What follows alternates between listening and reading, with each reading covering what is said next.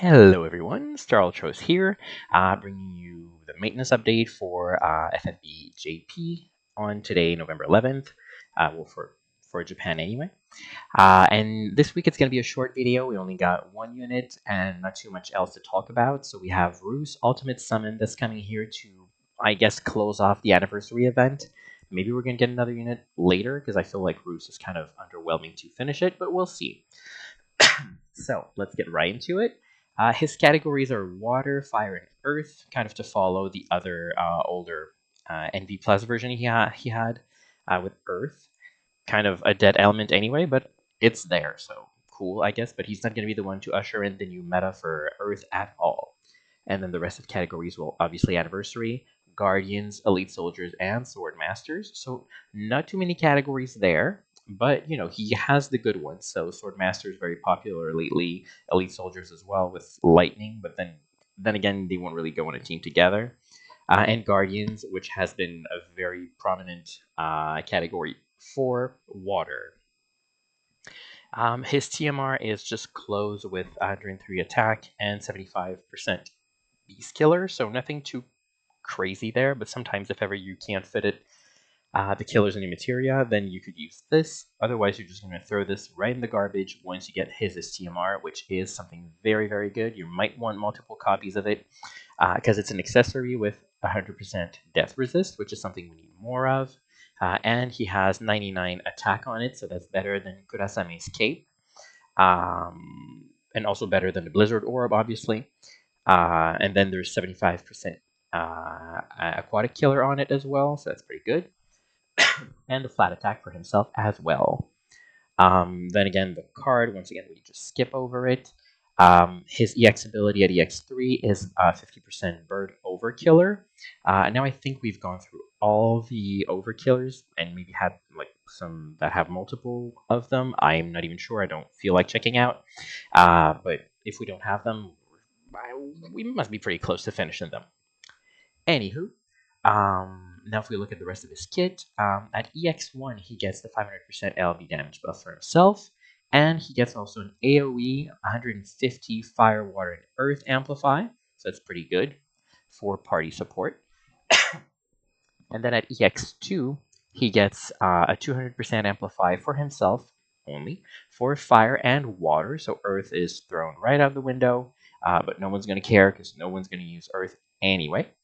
And then he also gets, on top of it, a 250% water in peril, which is what it's probably what you're going to be bringing him more for. That was a mouthful for me. And like he only imperils 250 to one element, because if he was using fire as well, then Reagan would be out of a job.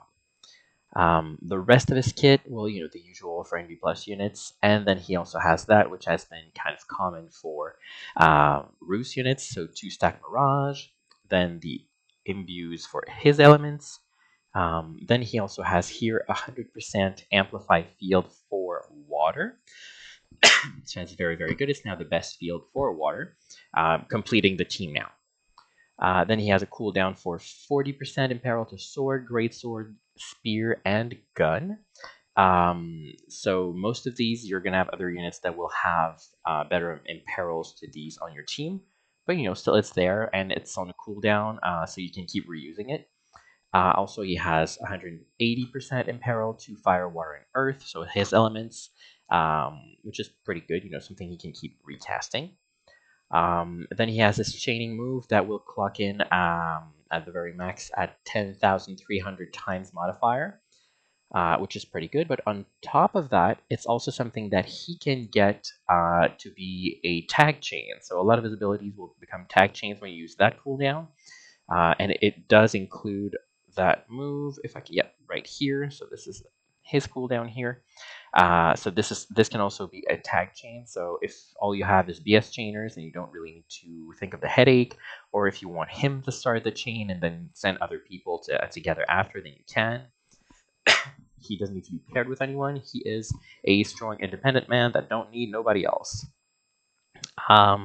In terms of the rest of his utility, he also has aquatic and machine killer, 200% for himself and a friend. So that's pretty good.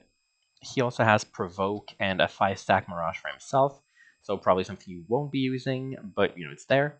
Then he has an 80% resist to Dark, Earth, and Water, which will also protect you from Stop and Confuse. So kind of to go like the same route as Lightning with the Paralyze and Stop resist, but he has Confuse instead of Paralyze, and there's no LB fill instead it's Elemental Resistance.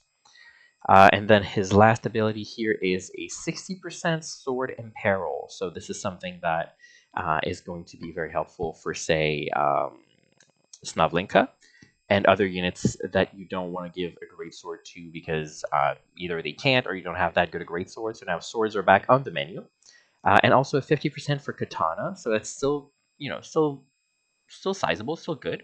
So you can have that on the team now. A Katana is not going to be a big loss in damage. So that's pretty good. In terms of the rest of his kit, there's nothing really big to mention in the passive, the usual, but he does have chain speed, so he does have stack, I guess, like one. He has one unit of chain speed and some evade in there as well, which is cool. He does have the 8 times chain cap, obviously, because he is a dual wielding unit. And there's also this skill here that is kind of interesting. So let's go look at it here. So it unlocks a skill that you can use at the beginning of the fight. This is something that can be multicasted, so the skill is here. It is a 2-stack Mirage to everyone. Also gives Water, Earth, and Dark resist to everyone, 80%. And also increase the LB gauge by 10 to everyone. And it also unlocks another skill you can use the next turn, which is the very same skill. Like everything is exactly the same, except it unlocks another skill after, which is a 3-stack Mirage. So that this is the only difference. It's a little bit like Shadow, Nameless Ninja Shadow, who has like a move that you have to use to unlock the Mirage thing, which will then give you a 3-stack Mirage, which will give you back the 2-stack Mirage or something like that. So you can keep cycling this forever to always have a 2-stack Mirage going on to a 3-stack. And if you don't want to use a 3-stack on a specific turn because you want to keep it for later, then you can keep using his regular move that he has here for a 2-stack until you need the 3-stack. Otherwise, you might as well just use that move all the time because there's all the utility you might want on there. Because like it's better than that move too, unless you want the ailment resist and stop resist. So it's kind of a comprehensive move that you can use, just a single move to do these two things, along with some LB fill. So that's pretty good. It's for one use, so you can only use it for one turn, but you can probably multicast it. That won't be a problem. But still, just for one turn. Then for his leader skill, he has a 1500% attack and magic for sword masters and water. So it's still not fixed here on the wiki, but it's when they are both water and sword masters that they're getting 1500, and it's 1250 for sword masters only. So it's not bad, it's still good, but you want them to be sword masters and water when he's going to be leading. Otherwise, being another leader to have the full thing for the entire team. He's fire, so he still fits under rain, and water. Rain also has water, so you could bring rain as the leader, but bring all units that will use water element through this team anyway, like through the rest of the team, like.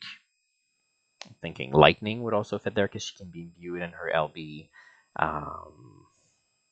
and what have you.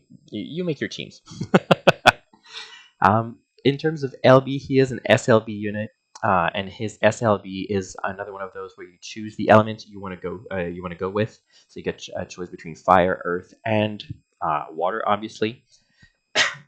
His LB is a little bit like Fang's in a way because it gives 100% amplify to the element you're using. So you don't really need to use anything else for the amplify unless it's a higher amplify. It also imperils the element and breaks defense and spirit by 88%. So it can be a backup. So you could set him first before in a chain, for example, if all the other breaks have been used, like all your big breaks have been used, and you need to re-break, then he can do it. It's an AMOE chain, and it hits for 1400. So it's pretty much uh, it's pretty much the same as every other dual wielders we've had lately. So he is in line with the others, and that's pretty much it for him. In terms of other content we are getting this week, we're getting a raid event. So go ahead and finish it in a day or two. Um, and don't forget to run it every time you have some orbs to go and get some cactuars and get some, well, whatever else they give you. Because I know it can be hard sometimes to keep up with all the cactuars requirement for, especially new refugees coming into the game. In terms of other events, we're getting a weapon quest to get a new materia. So that's probably going to be an EX materia.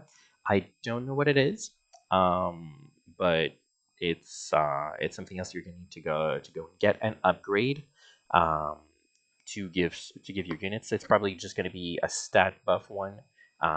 So if you're not already stacked with those 500 flat stats or overkillers, go and get it.